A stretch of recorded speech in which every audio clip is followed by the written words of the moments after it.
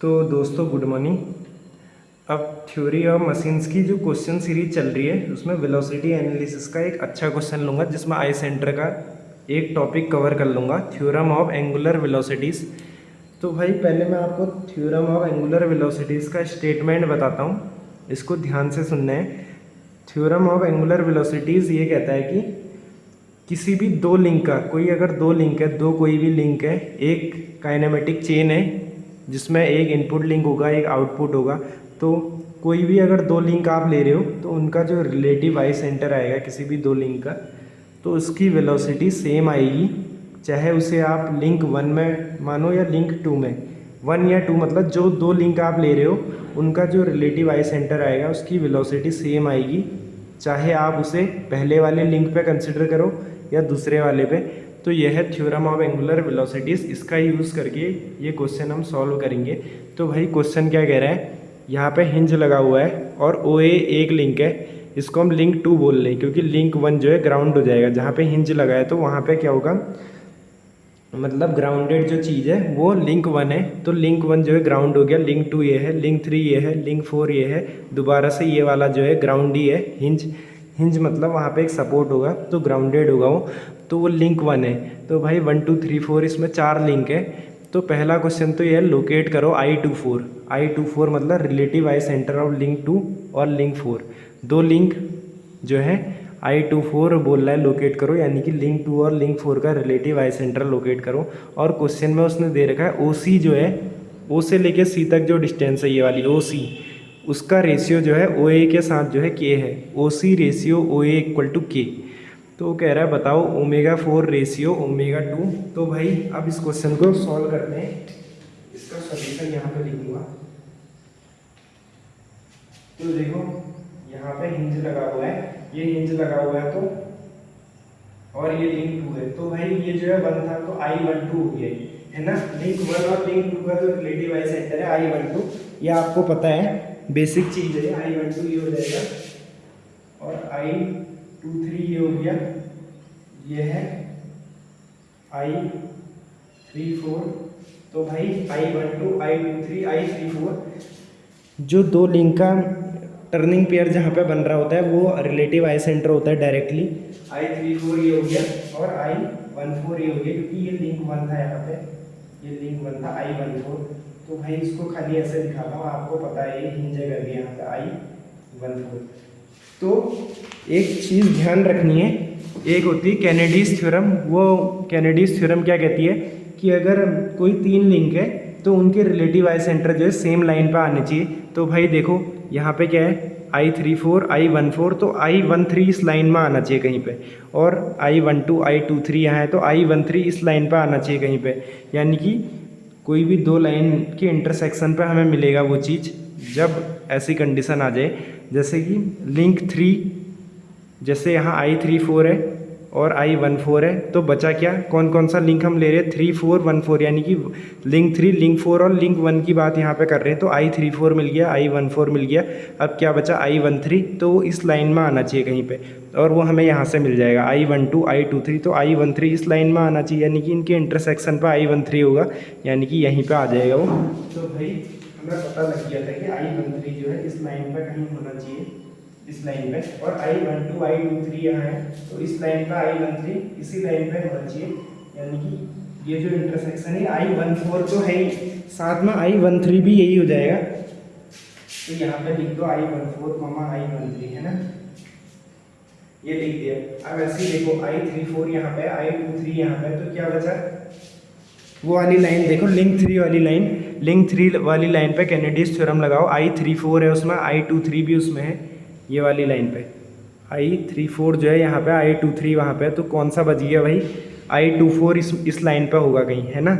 और यहाँ पे I12 है, I14 यहाँ पे है, तो I24 भी इस लाइन पे आएगा, तो यानी कि I24 इसके और उसके इंटरसेक्शन पे, यानी यहाँ पे हो जाएगा। तो ये कैसे हमें पता लगा, I34 है, I34 यहाँ पे है, I23 भी यहाँ पे है, तो I24 भी यहाँ पे होगा, क्योंकि 3 लिंक जो हम ले रहे हैं 2 3 और 4 ले रहे हैं उस वाली लाइन पे जो इंक्लाइंड वाली है, और I12 यहाँ पे है, I14 यहाँ पे है, तो I24 भी यहाँ पे होगा कहीं, तो यानी कि हमें I24 जो है यहाँ पे मिल गया, यानी I23, I24 यहाँ पे होंगे।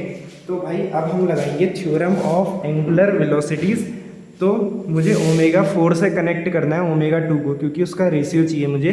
तो मुझे लिंक 2 और लिंक 4 लेना पड़ेगा यहाँ पे। ये लिंक 4 है, इस पर नंबरिंग कर देता हूँ 4, ये 2 है, 3 है। तो मुझे लेना है थ्योरम ऑफ एंगुलर वेलोसिटीज़ का स्टेटमेंट दोबारा बताता हूँ। कोई भी जो रिलेटिव आई सेंटर होता है दो लिंक का, यहाँ पे ओमेगा 4 और ओमेगा 2 का हमें रेशियो चाहिए, तो हम लिंक 2 और लिंक 4 बोलेंगे। तो उसका रिलेटिव आई सेंटर क्या है, I24।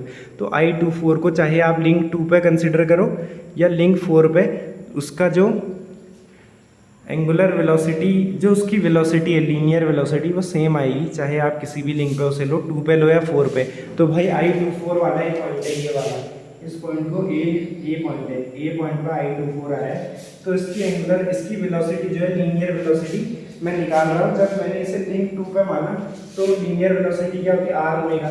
तो भाई I24 की वेलोसिटी मैं बताता हूँ, ओमेगा 2, ये तो हो गया ओमेगा इंटू रेडियस पे है I12 I24, ये डिस्टेंस है OA इंटू OA हो जाएगा, या फिर आप ऐसे लिख लो इसे I12 I24।